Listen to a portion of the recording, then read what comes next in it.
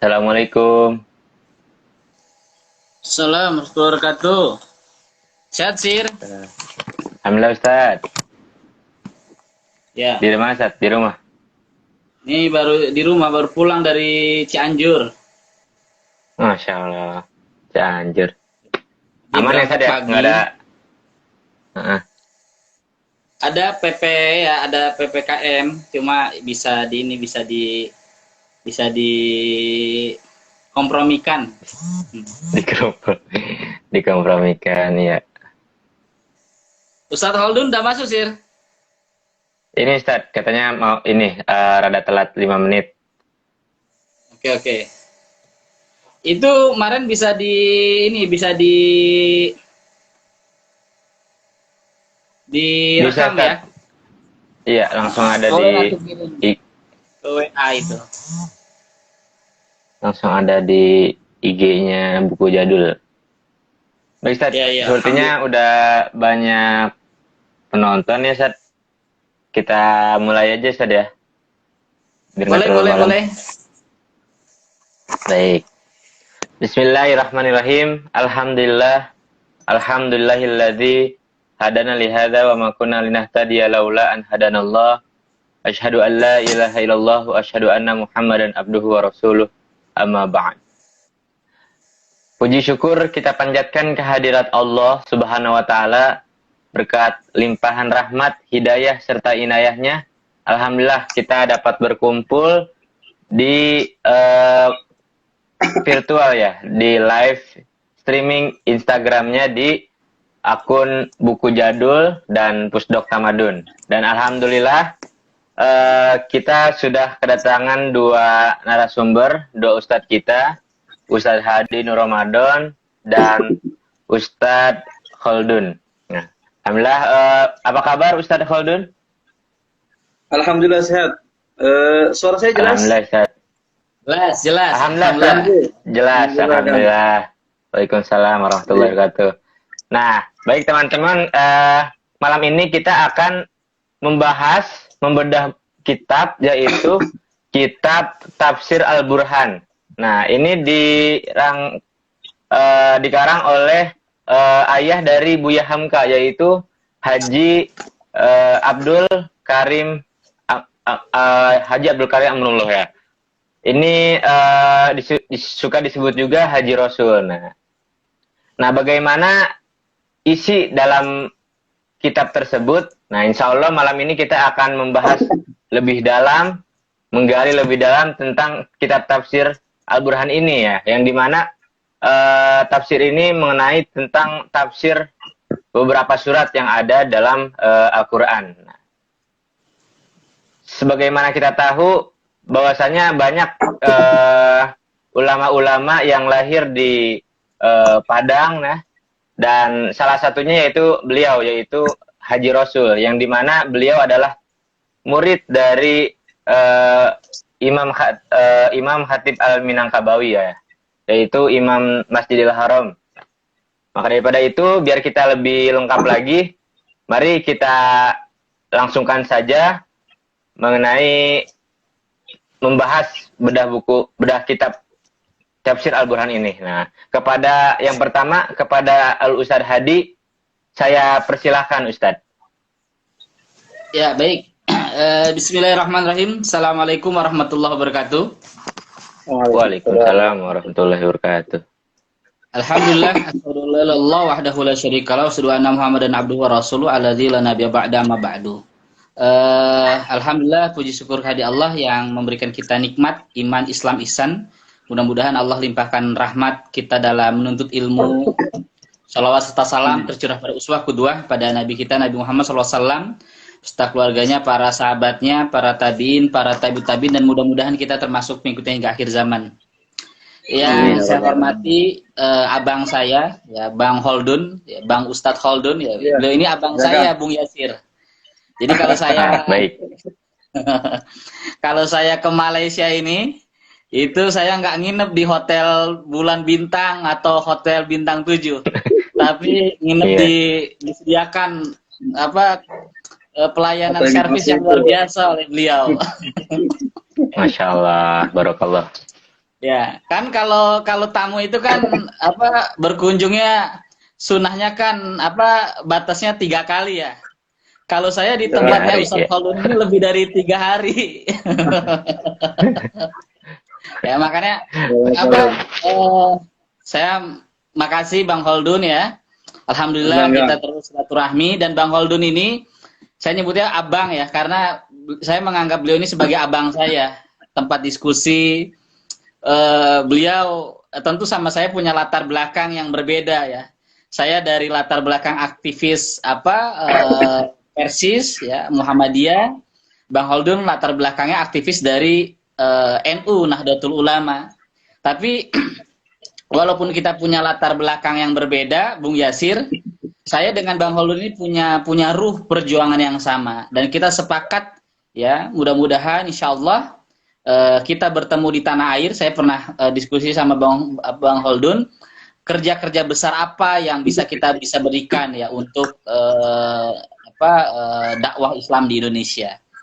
Yang kedua, saya mendukung Bang Holdun ini karena saya sering intens kalau saya tinggal di Malaysia, ngobrol sama beliau. Saya bilang, Bang, abang ini magister ilmu tafsir Quran ya. Dan abang harus teliti kaji karya-karya ulama-ulama tafsir ulama-ulama tafsir yang di Nusantara yang luar biasa banyaknya. Akhirnya singkat cerita, saya kasih naskah PDF ya, naskah PDF ke Bang Holdun, ke Ustadz Holdun, Tafsir Al-Burhan ya, Tafsir Al-Burhan. Nah ini tafsirnya ini, saya sudah pegang Bang Holdun, Ustadz Holdun. Oh ya, Masya Allah. Ya. Nah, kenapa perjalanan ini panjang, dan alhamdulillah saya motivasi Ustadz Holdun, dan kemudian alhamdulillah tafsir Al-Burhan ini yang ditulis oleh Haji Rasul, ayahnya Hamka, dan ini tafsir juz amma ya, ditulis tahun 20-an ya, tahun 20-an dalam bahasa Arab Melayu. Dan ini saya temukan ini di 2 tempat ya, Ustadz Holdun, Bung Yasir. Yang pertama waktu saya berkunjung ke Maninjau, di Kutub Kamanah itu, tidak jauh dari Museum Buya Hamka, itu ada perpustakaan ya, tempat diskusi, tempat muzakarah Haji Rasul, ayahnya Hamka, dan ulama-ulama Minang. Dan luar biasa banyak sekali karya-karya di sana. Dan saya temukan itu. Dan yang kedua, PDF-nya saya temukan dari Leiden, Belanda. Di Universitas Leiden, saya ada kawan di sana, dia kirim PDF-nya ke saya. Lalu saya bilang, sebelum antum kirim PDF-nya ke saya sudah punya kopinya. Lalu kemudian saya diskusi panjang sama Ustadz Holdun terjemahkan ini. Ya, insya Allah kita terbitkan nanti Pusat Dokumentasi Islam Indonesia Tamadun yang akan menerbitkan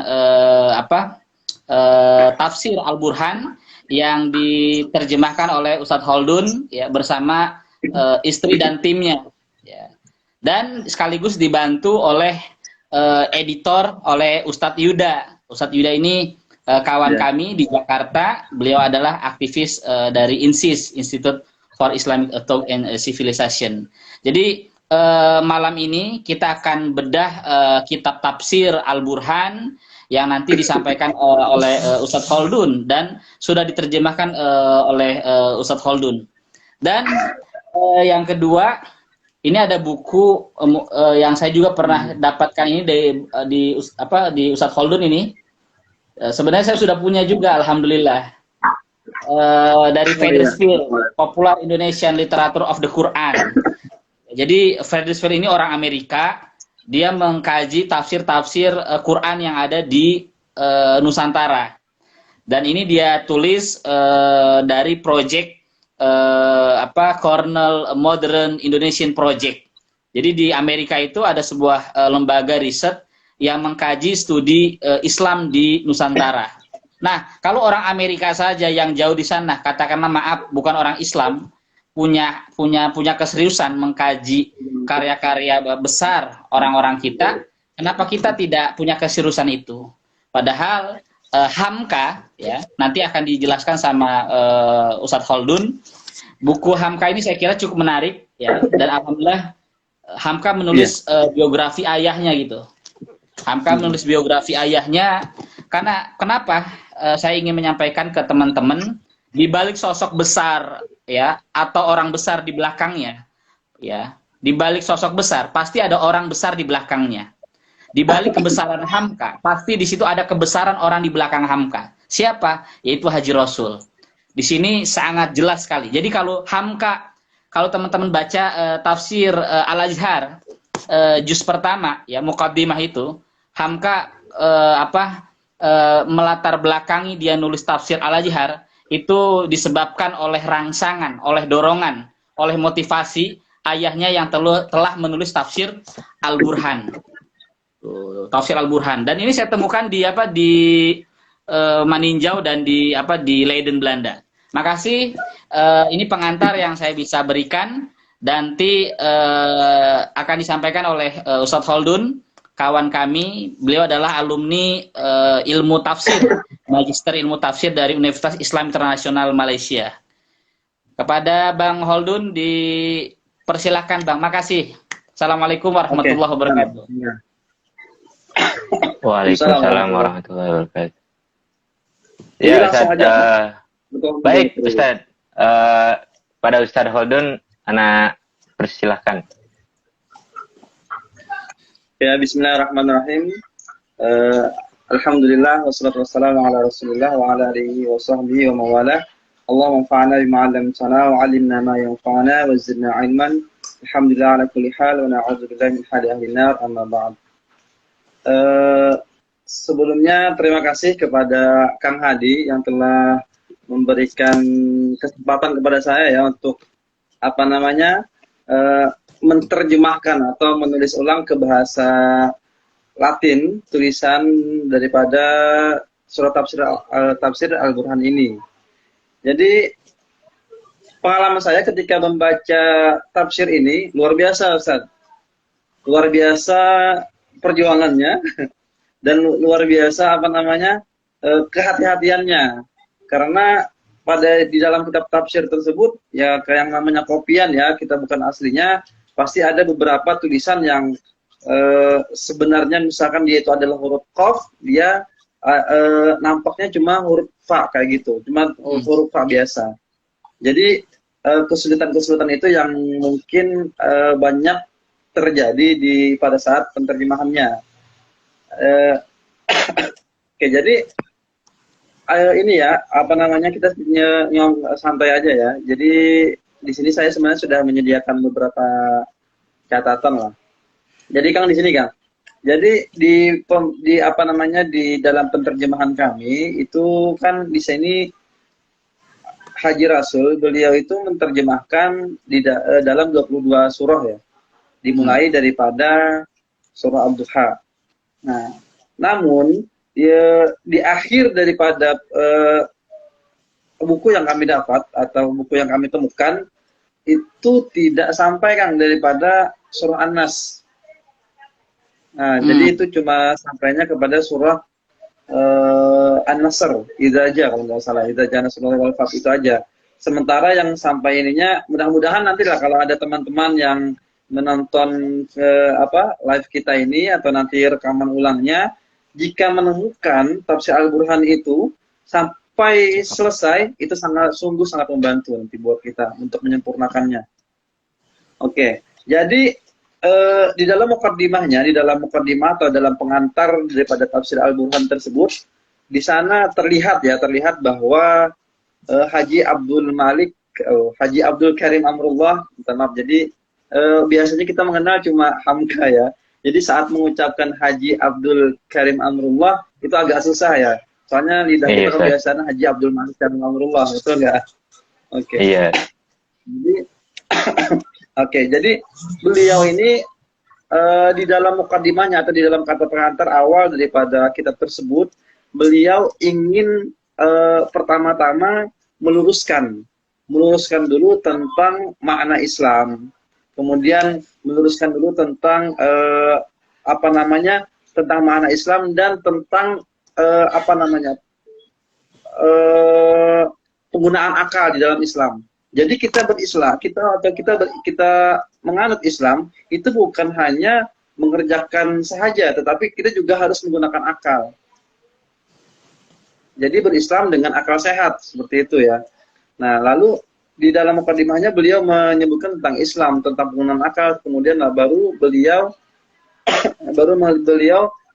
menyambungkan kepada makna daripada atau apa istilahnya, atau kepentingan Al-Quran di dalam hidup kita ini.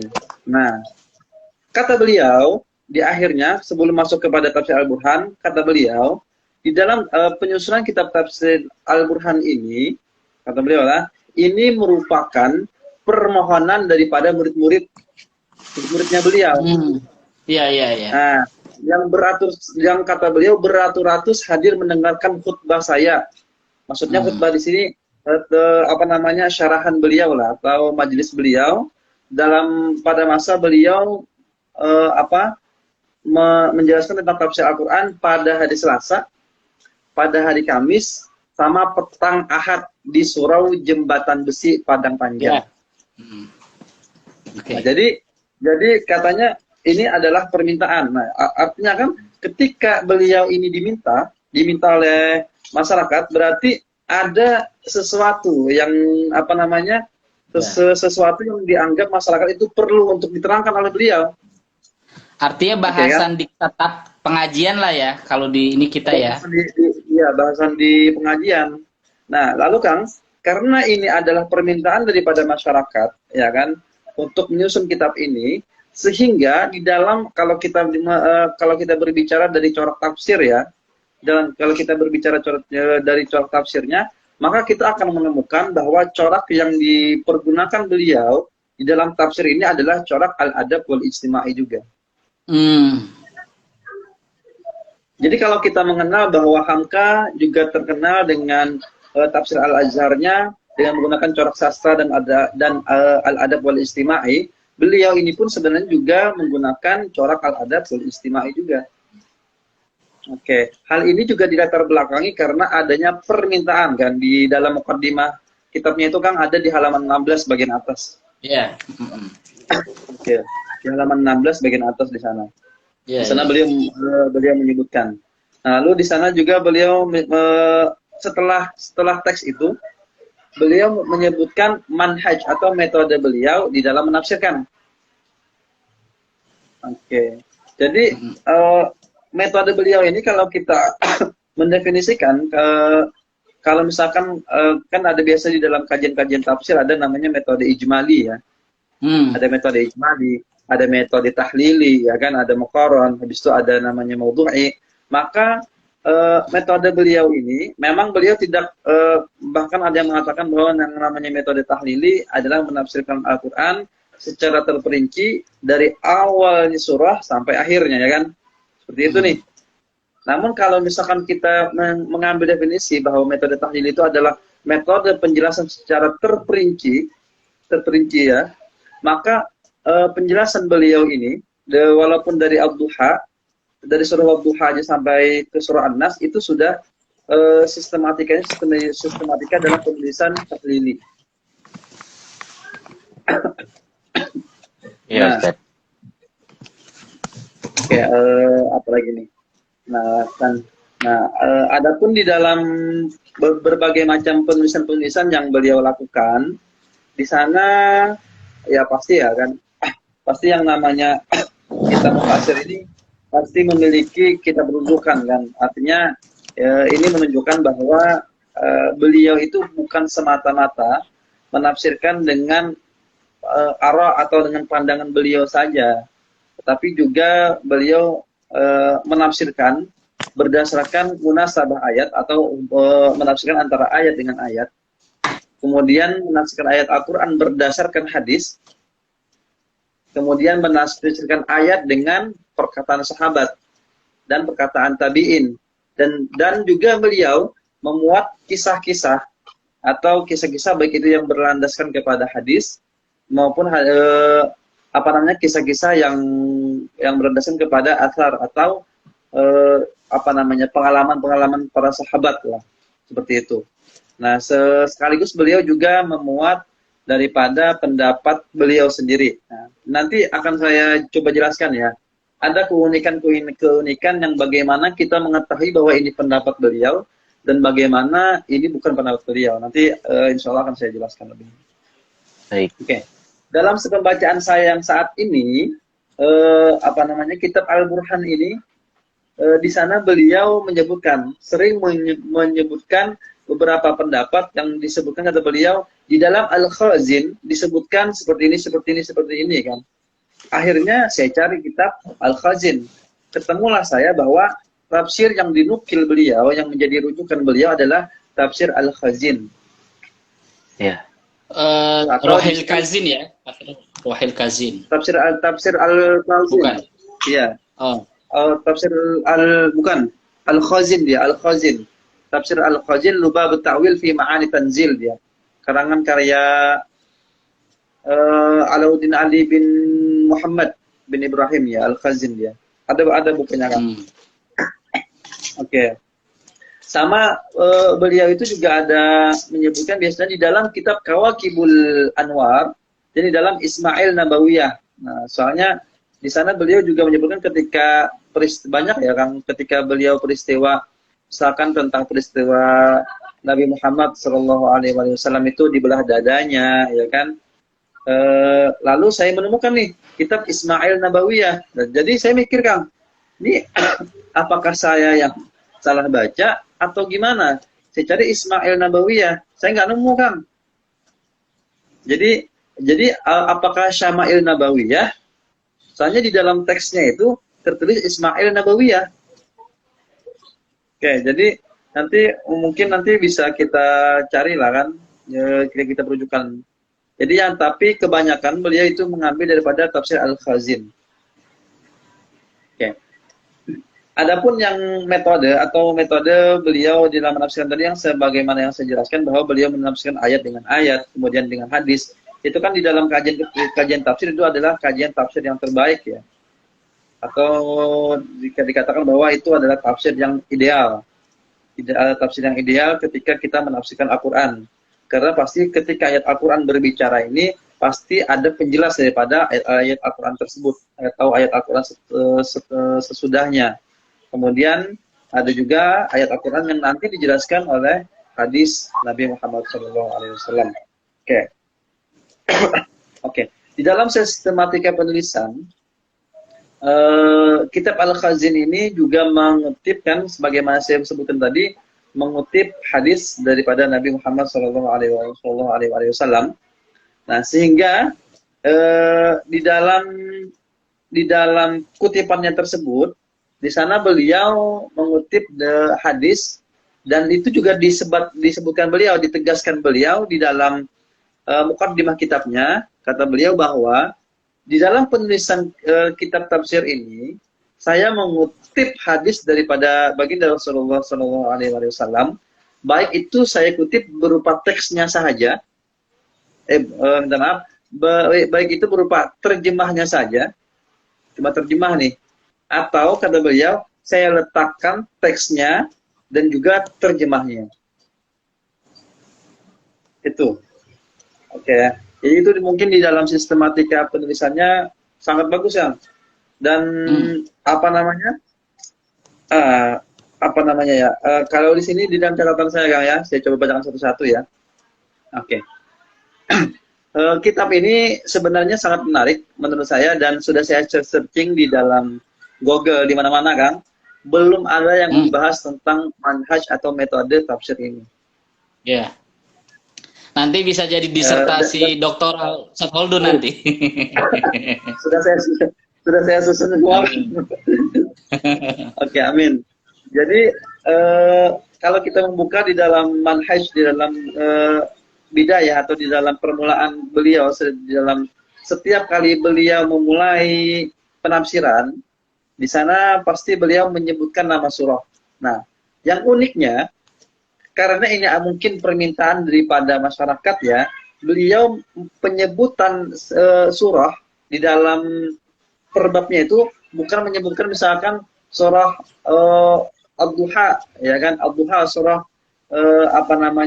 An-Nasr, bukan ditulis surah An-Nasr, tetapi surah Idza Ja, kata beliau.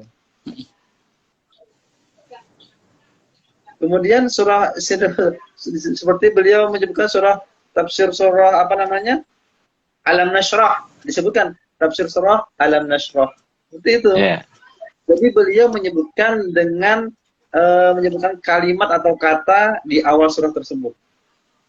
Ya, mungkin kan kita juga tahu ya bahwa ya kakek-kakek buyut kita, kalau misalkan kita tanya kan tentang surah-surah pendek, pasti mereka akan menyebutkan misalkan surah An-Nasr misalkan, pasti kulhu ya kan, kayak gitu kan.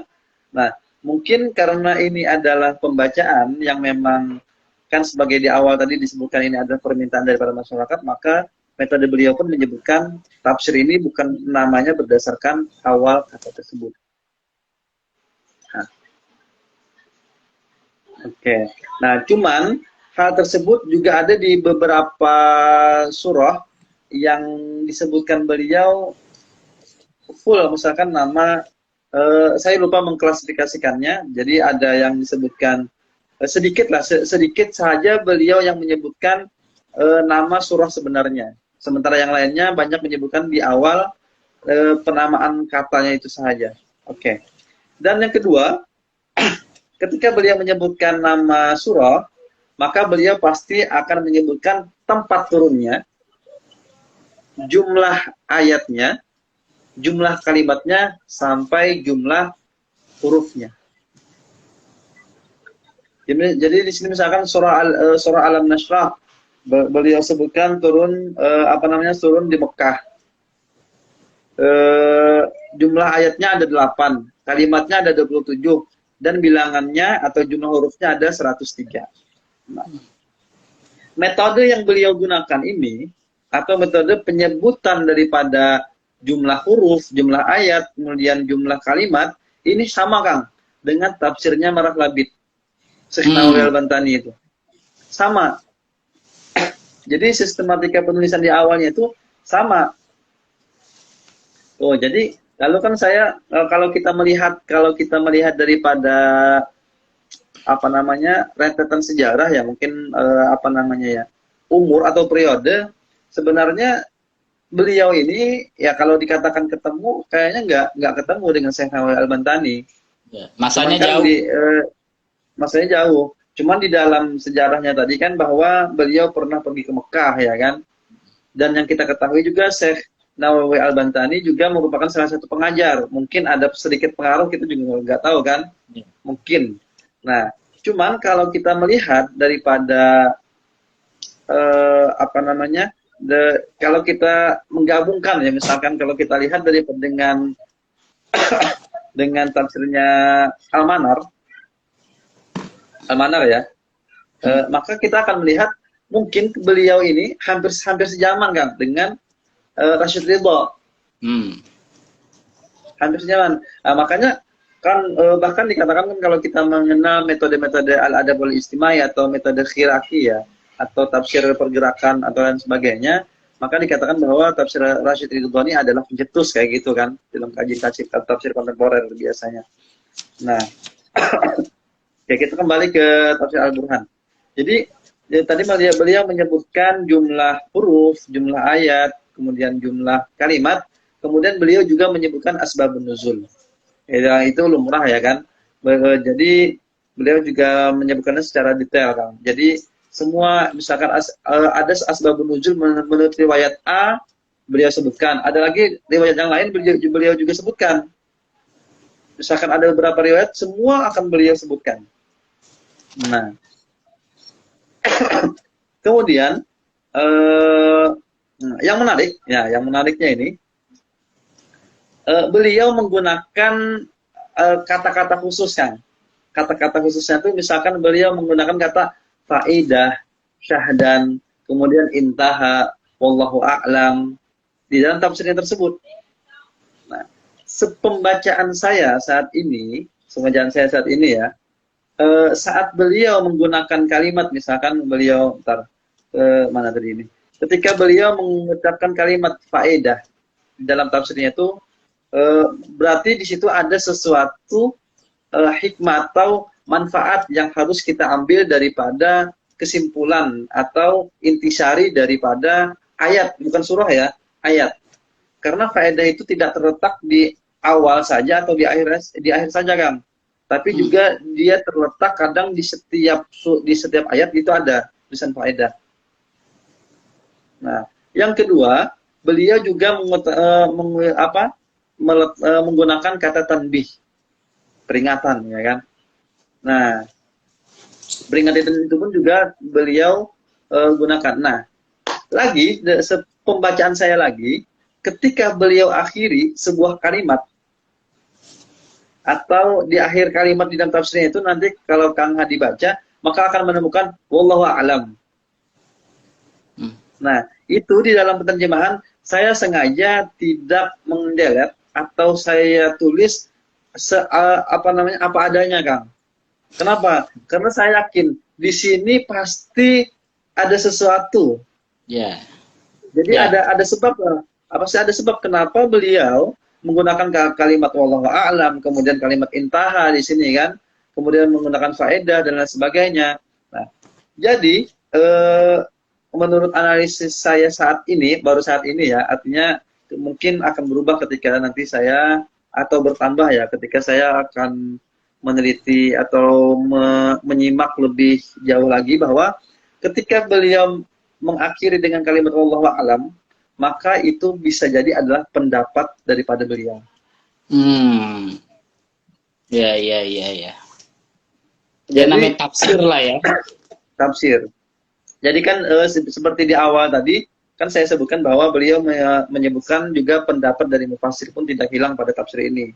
Tetapi karena beliau yang namanya ini menunjukkan bahwa beliau ini sangat berhati-hati. Coba ketika beliau mengutip perkataan beliau atau beliau menyampaikan apa yang pemahaman beliau, maka beliau sebutkan wallahu a'lam. Hampir semua, Kang. Hampir semua pendapat beliau seperti itu. Nah, dan yang kedua, wallahu a'lam ini pun juga beliau letakkan atau beliau gunakan. Bentar, ada telepon ini. Oke, bentar ya. Juga beliau gunakan pada suatu pendapat kan, misalkan ada khilafiyah, ada beberapa pandangan para mufassir seperti asbabun nuzul suatu ayat itu A, B, C kan banyak. Kemudian kata beliau, yang mu'tabar atau yang banyak dipercayai atau yang banyak disepakati oleh para ulama adalah penafsiran ini. Akhirnya disebutkan kata beliau dan diakhiri dengan wallahu a'lam. Luar biasa, Kang. Jadi dari apa namanya, saat sepembacaan ini pun sebenarnya kita bukan hanya diajari daripada pemahaman daripada ayat itu, tapi juga kita diajari bagaimana etika kita ketika menyampaikan sebuah pendapat kita, atau ketika kita mendukung pada satu pendapat yang khilaf, kemudian kita kita akhiri dengan wallahu a'lam. Karena kita mengetahui bahwa mungkin kan istilahnya semua yang kita keluarkan, semua yang kita paham ini kan zon kita, artinya prasangkaan kita yang sesuai dengan nalar, pemikiran dan ilmu yang kita ketahui. Ya, sementara yang paling mengetahui kan pasti Allah Subhanahu wa taala. Jadi beliau akhiri dengan kalimat wallahu a'lam. Seperti itu. Jadi apa ya? Jadi ya itu tadi, ketika kita membaca bukan hanya kita disodorkan dengan penterjemahan atau penafsiran daripada ayat Al-Quran saja, tapi kita juga disodorkan bagaimana etika kita atau akhlak kita di dalam mengutip, di dalam menyampaikan pendapat, baik itu secara lisan maupun tulisan. Baik, Kang Holdun. Iya. Ini pasti udah banyak yang nanya nih ya, unek-unek di kepala teman-teman ya. Karena banyak ya teman-teman kita juga yang nggak tahu bapaknya Hamka ya. Yang kedua nggak tahu ini karyanya Hamka ya. Iya, Kang, bahkan ada, saya coba searching kan di dalam satu skripsi, kalau saya lupa di mana, disebutkan bahwa tafsir Al-Burhan ini adalah karya Hamka. Kaget saya. Kok bisa? Sama itu ya, sama yang buat flyernya juga gitu. Ada yang buat flyernya ini tim Tamadun, dia bilang ini karyanya Hamka. Sampai moderator aja sampai terkecoh itu. Bung Yasir. Iya. Kang Holdun, ini ada pertanyaan kita sharing. Yang pertama, kalau kita lihat pidatonya Hamka tatkala Hamka mendapat gelar doktor honoris causa itu kan pidatonya pengaruh Muhammad Abduh di Indonesia, ya kan? Ya.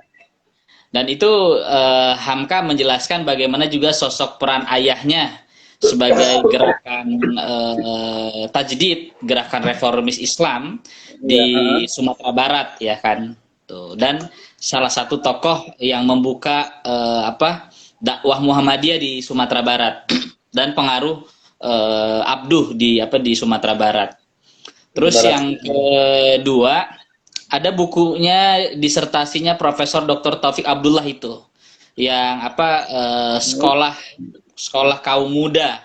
Nah, itu juga peran Haji Rasul banyak diungkap. Jadi ini luar biasa, terjemahan tafsir yang diterjemahkan oleh kita, Kang Holdun, oleh kita ini butuh kerja besar.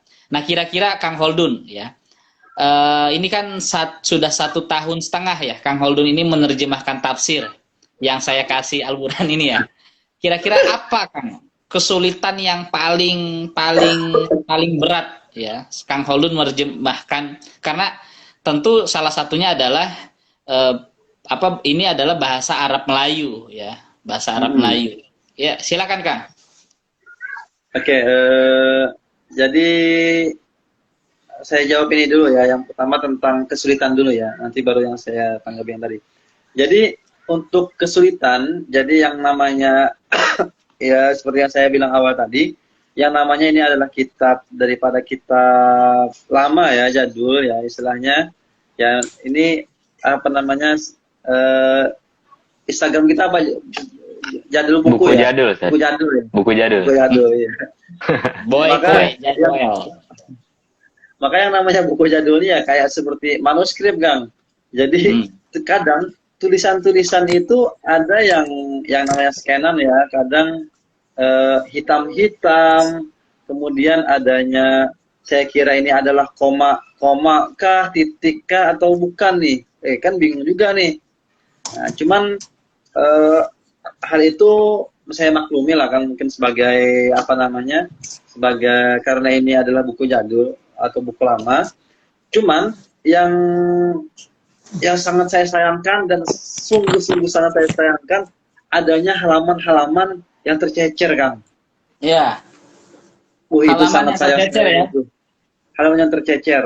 Nah, maksudnya Ada itu kayak- apa, Kang Udun? Halaman yang tercecer biar teman-teman Halaman yang paham tercecer juga. itu adalah eh, di halaman 1, di halaman 2 ada. Cuma halaman 3 dan halaman 4 nggak ada. Yang PDF Padahal- itu ya?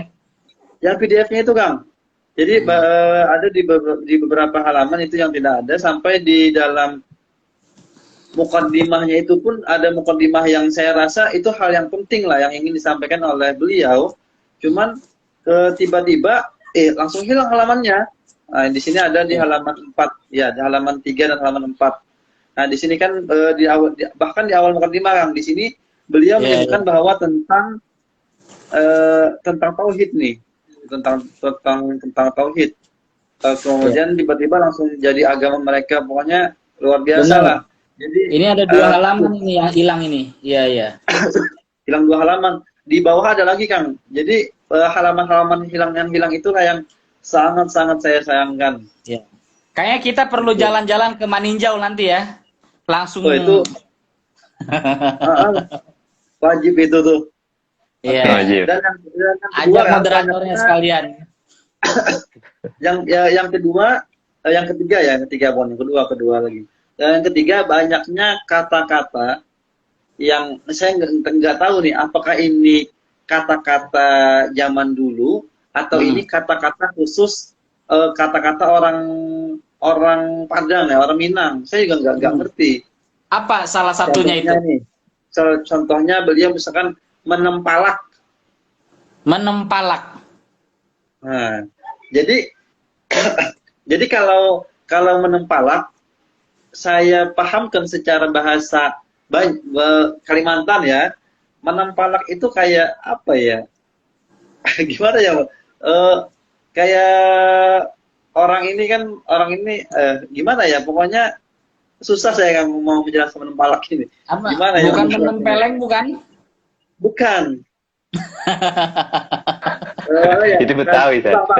Kayak gini. Kamu sih, maksudnya kamu sih tadi saya ajak ke sini nggak mau, akhirnya kayak gini kan, kayak gitulah. Apa tuh bahasanya tuh? Apa Misal. tuh ya bahasa? Hah? Bukan menyesal, kayak menyalahkan orang, tetapi dengan kamu sih, pokoknya kayak gitulah. Iya, iya, Menyalahkan iya. sampai iya. berubah kayak gitu. Kemudian ada lagi kata mana ya? Saya coba cari. Banyak, Kang. Ada lagi Kang yang yang unik itu beliau menulisnya cuma g, huruf eng dengan huruf h.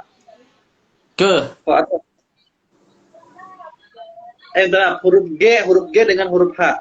Itu ada di halaman berapa ya? Bentar ya. Lupa saya nih. Nah, itu kan di awal saya nggak tahu nih. Di awal penerjemahan saya nggak ngeh lah. Akhirnya ketika saya baca lagi, itu adalah apa ya? Angkuh. Angkuh. Oh, angkuh. Iya. Angkuh. Iya, tuanku, ya. Bukan. Angkuh, keangkuhan. Oh, angkuh. Sombong ya. Iya. Jadi soalnya dia berbarengan pula. Iya, berbarengan dengan ria, sombong, kemudian Oke. Nah, jadi saya kira angkuh. Oh, jadi itulah ya kan.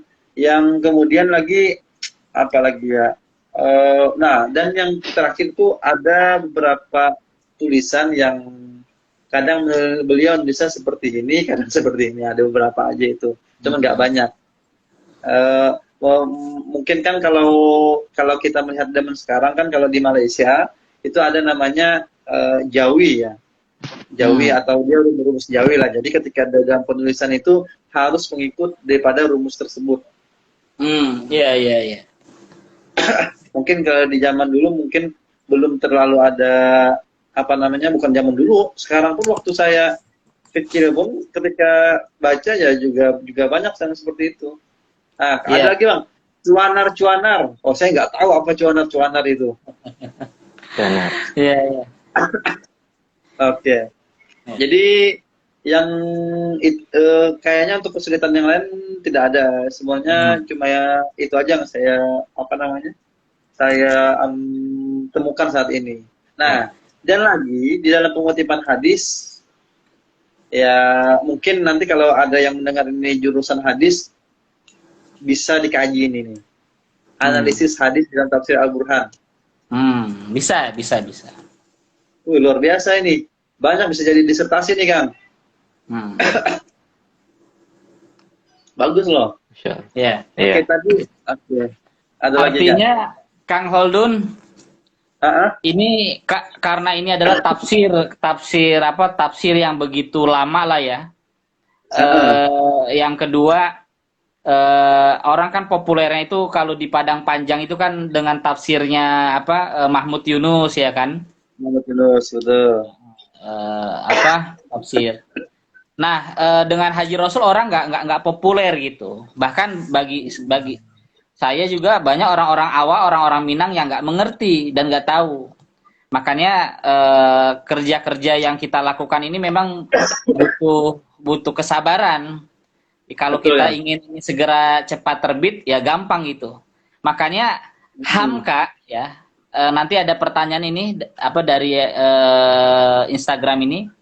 Kenapa Hamka juga nggak menerjemahkan ya kitab tafsir ayahnya, yang saya kira Hamka tentu tahu betul karya ayahnya, karena ayahnya ini kan nulis bukan hanya tafsir aja, dia juga nulis usul fikih, nulis tentang sejarah kan, tentang ilmu akidah, tasawuf dan sebagainya. Jadi ini memang butuh kerja-kerja besar kita, Kang Holdun. Nah, ini ada pertanyaan Bung Yasir, bisa dibacakan Bung Yasir? Baik, Ustadz. Akan saya bacakan pertanyaan dari akun Instagramnya Naufal ya. Assalamualaikum warahmatullahi wabarakatuh, Ustadz. Salam kenal, saya Naufal dari Cimahi, atau dari Bandung, Ustadz. Izin bertanya, adakah perbedaan yang mencolok dari tafsir Al-Burhan dengan tafsir Al-Azhar dari segi metode dan isi? Bagaimana, Ustaz? Bisa dipahami? Oke.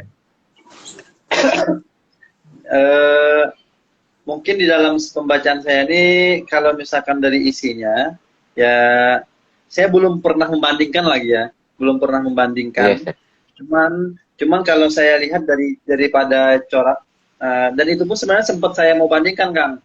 Sebelum saya mau buka ini, saya sudah kebetulan kan buku kitab tafsir Al-Azhar saya ketinggalan di Banjarmasin nih kan. Oh, nggak bisa saya nih. Akhirnya saya coba download gitu. yang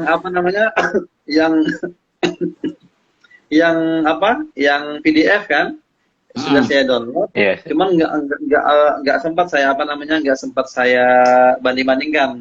Cuman kalau kalau metode di dalam pembahasannya, di dalam penjelasannya, mungkin kalau corak itu sama ya, corak sama, hampir sama, tapi ketika di dalam penjelasannya, saya rasa bahasa yang dipergunakan atau alur yang dijelaskan oleh beliau agak lebih mudah, kan? Lebih mudah. Karena kan kalau kita mengetahui kalau Hamka ini kan dia jiwanya jiwa sastra ya. Iya. Jiwa sastra ya. Pujangga ya. Di dalam pembacanya pun agak mungkin perlu dayung-dayung, pendalaman dan perlu disimak ya. Perlu khidmah betul-betul lah. Kalau beliau ini kalau kita baca sepintas mengikuti alur itu sangat mudah. Mungkin beliau sengaja buat yang agak mudah supaya karena kembali kita ke awal lagi, karena ini adalah permintaan daripada jemaah pengajian. Oke. Nah, nanti juga kalau ini Ustadz Holdun itu di pendahuluan mukaddimah tafsir Al-Azhar Buya Hamka menjelaskan memang. Jadi yang merangsang saya menulis tafsir justru adalah saya punya, kalau bahasa Hamka, saya punya beban sejarah. yaitu ayah saya menulis tafsir Al-Burhan. Dan memang dua orang ini kan terinspirasi dari gerakan tajdid reformis Muhammad Abduh dan Rasyid Ridho Al-Afghani, yang memang tafsir Rasyid Ridho, Al-Manar dan Abduh itu dengan pendekatan al-adabil al-istimai, ya, sesuai dengan bagaimana menulis Quran itu sesuai dengan konteks, ya, zaman hari itu ditulis gitu. Ini memang bahkan kalau kita melihat umur kitab itu lebih tua daripada umur kita, Kang. Iya. Jangankan umur kita, kitab ini lebih tua daripada umurnya Indonesia. Indonesia. Betul. 1927 ya. 27. Iya. 27 yang kita terima itu. Dan memang ini tantangan buat kita, ya, generasi milenial dan generasi Z ini, bagaimana ketekunan kita mengkaji orang-orang besar ini seperti Haji Rasul ini, ya kan. Dan memang bagi sejarawan gitu, ya, sebagai saya sebagai seorang pegiat sejarah, ada kenikmatan khusus gitu, dan itu tentu dirasakan oleh Kang Holdun sebagai yang menerjemahkan tafsir Al-Burhan ini. Ada kenikmatan khusus kita ketika kita mendapatkan satu wejangan dari sebuah karya-karya besar gitu. Dan ini yang cita-cita saya, Kang Holdun, insya Allah mudah-mudahan kita bisa berangkat ke Maninjau. Oke. Kita bisa berangkat ke Maninjau dan kita akan copy karya-karya itu, dan sekali lagi insya Allah kerja-kerja kita ini akan didukung oleh tokoh-tokoh di Sumatera Barat. Ya, karena itu, Kang. Gerakan-gerakan intelektual itu tidak bisa berdiri sendiri. Dia harus ditopang oleh sebuah gerakan baik dari masyarakat civil society maupun gerakan masyarakat dari pemerintah gitu. Tapi kerja-kerja kita ini kan, kalau kita melakukan penelitian kayak Kang Holdun ini, nerjemahin ini kan bukan instruksi dari lembaga penelitian kampus dan sebagainya, tapi kehausan kita, ya, kecintaan kita kepada karya-karya ulama-ulama. Dan mudah-mudahan ini jadi bahan disertasi doktoral nanti Kang Holdun di Malaysia. Iya, kan. Amin. Ya, kalau cuma untuk manhaj kan sebenarnya saya susun, cuman saya masih bingung nih mau saya terbitkan ke jurnal yang mana nih. Nah, Kang Holdun, saya ke 4 perpustakaan. Saya cek ini. Saya pernah ke perpustakaan cari kitab Al-Burhan. Yang pertama di IIQ, Institut Ilmu Al-Quran Indonesia.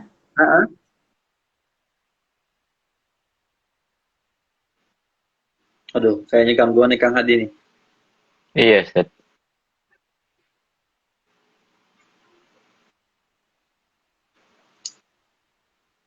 Baik, teman-teman pemirsa live streaming Instagram, jika ada yang ingin bertanya silahkan. Ya, Ustaz, bisa dilanjut. Tadi jaringan bermasalah. Ya. Jadi di 4 perguruan tinggi yang saya lacak itu nggak ada tafsir Al-Burhan ini, Kang Holdun. Waduh, betul. Iya, jadi Kang, sama. Ya, waktu awal-awal yang Kang Hadi kirim ke saya itu, saya pun juga ngecek kan di internet. Saya cari Haji Abdul Malik kan, tidak ditulis bahwa beliau mengarang kitab tafsir, Kang. Ya. Dan termasuk ya di buku ini nih, di bukunya Ferris Spill ini, yang dia neliti tentang literatur studi Quran Indonesia itu nggak ada. Ya, jadi kita bersyukur sama Allah, ya. Kita bersyukur sama Allah sekali lagi di malam ini, Bang Holdun, Bung Yasir, Ustadz Holdun dan kawan-kawan, kita mengkaji karya-karya besar. Ya, jadi kalau bukan kita, siapa lagi? dan mereka akan selalu hidup di tengah-tengah kita, ya, ketika kita Amin. menghidupkan karya-karyanya. Amin, amin. Iya, betul tuh Kang. Bayangkan di perguruan tinggi jurusan tafsir nggak ada ini tafsir Al-Burhan. Belum, Ya. belum kayaknya. Jadi benar ya kalau kata orang Betawi ya, apa yang kita punya ya orang Barat punya, data-data mereka punya. Tapi apa yang Iya. dia punya kita kagak punya gitu. Ya. Iya, Ustaz. Silakan ada lagi kawan-kawan. Ada lagi? Kawan-kawan, jika ada yang ingin bertanya, silakan tulis di kolom komentar.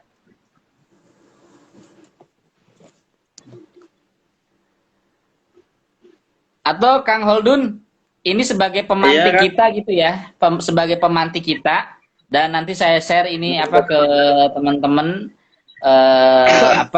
jadi inspirasi pemantik awal. Sebelum mungkin Oke. kita cukupkan Kang Holdun.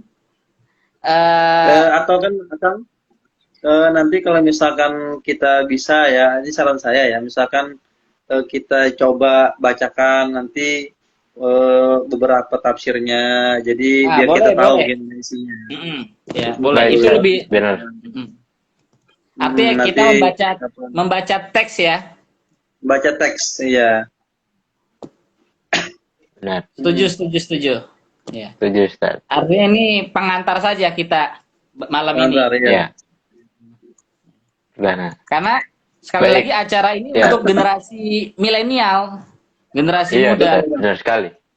Mm-mm. Biar mengenalkan kitab-kitab terdahulu ya, Ustaz ya, agar punya rujukan juga bagaimana kita diatur oleh Al-Quran yang Haji Rasul menafsirkan beberapa surat. Ini kan.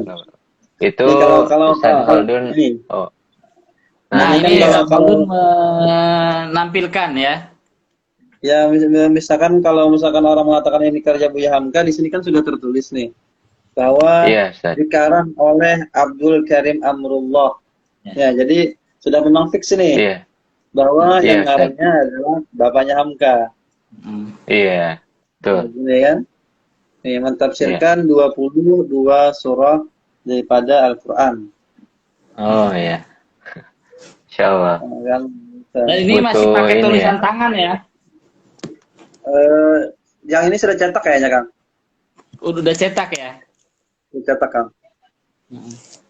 Karena setahu saya itu ada juga percetakan itu di Padang itu. Di Padang tuh ada nama percetakan terbesar, termasuk buku Haji Rasul tuh pernah diterbitkan di situ. Di Padang ya. Di Padang. Namanya saya lupa apa gitu. Tapi itu ada 3 bukunya Haji Rasul. Yang pertama tafsir, yang kedua usul fikih, dan yang ketiga bantahan beliau terhadap Ahmadiyah. Oh iya, itu betul. Oh iya, Ustaz. Ini ada yang bertanya lagi. Apakah kakek dari Buya Hamka menulis tafsir juga? Waduh, perlu kita teliti lagi nanti, Gi. Iya. Ini menarik nih. ini nanyanya berat banget nih. Iya, berarti ini Kata sebuah Bung generasi Yasir. ya penulis tafsir. Ya, Ya, Bung Yasir. Kalau kata Ustadz Ya. Holdun, ya, ayahnya Hamka aja kita belum selesai, ya, lalu kita Iya, disuruh benar. neliti kakeknya. Iya, Masya Allah. Ya, maksudnya Tapi kan ini kita bagus. selama ini bagus, Nah. tapi pertanyaannya bagus. Maksudnya selama ini mungkin dari saya lahir sampai saya hidup saat ini kan saya kenalnya baru Hamka. Pas Iya. yang sudah ketemu Kang Hadi dan dikasih ini, alhamdulillah saya baru nemu bahwa ada kitab tafsirnya bapaknya Hamka. Ya. Ih, Iya. lama nih. Nah, dan mudah-mudahan kalau memang beliau kakeknya Hamka juga ada ngarang, mudah-mudahan kita dipertemukan. Amin. Ya kan ya? Ya, dan ruh-ruh Iya, kita akan dipersatukan oleh mereka, insya Allah. Iya, insya Allah nggak Iya, ya. Ustaz. Ya. Iya, ini menunjukkan bahwasanya ilmu tafsir itu luas dan para pendahulu kita sangat Aktif. ahli ya. Iya, dalam Ahli, bidang tafsir aktif. juga. Hmm. Itulah jadi Baik. saya Kang Holdun, saya itu seperti pemulung ya.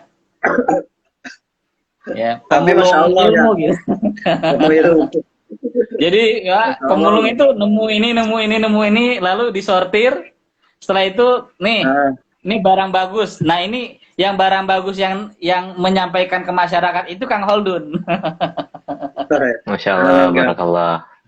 Alhamdulillah. Nah, kadang kan, apa yang sudah saya baca ini, ya ketika saya ngisi tausiah, misalnya ceramah di mana-mana, ada beberapa saya kutip dari tafsir beliau. Nah, bagus Yang- itu. Iya, apa tuh Ustaz? Yang memang apa namanya ya pas momennya lah, dan memang saat itu yang memang harus itu yang saya jelaskan kan. Saya kutip. Iya.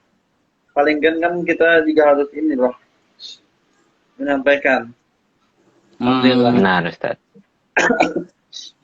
Alhamdulillah.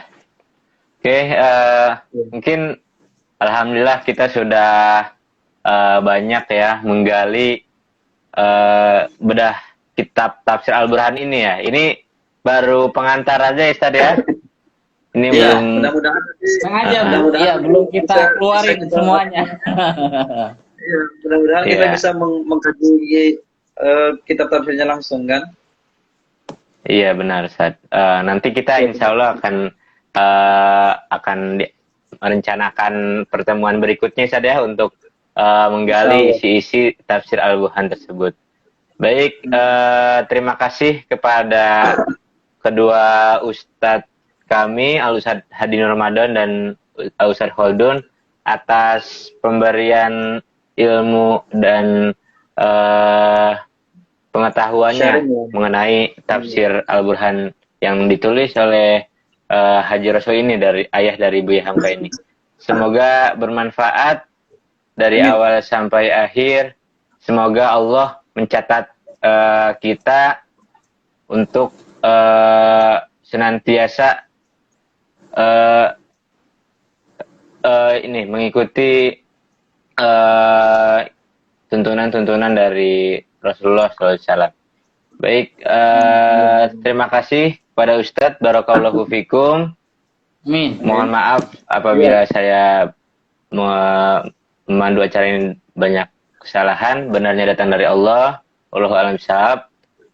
Saya tutup live streaming Instagram kali ini dengan doa Rabbana atina fid dunya hasanah wa fil akhirati hasanah wa qina azabannar. Wassalamualaikum warahmatullahi wabarakatuh. Waalaikumsalam warahmatullahi Wabarakatuh. Terima kasih Kang ya. Sil. Sama-sama ya, Kang Holdun sehat ya Terima selalu kasih ya. Ustaz. Barakallahu fiik. Barakallahu fiik. Ya. Ya. Ya Ustaz. Assalamualaikum. Terima kasih pada pemirsa. Waalaikumsalam warahmatullahi wabarakatuh. Ya. Jangan lupa stay tune terus di Instagramnya Buku Jadul.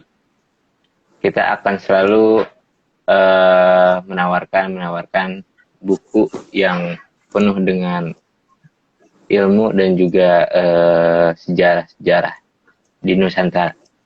Baik, terima kasih ya kepada Ya, Kang. seluruhnya. Ya, saya ini ya. Ya, Ustaz.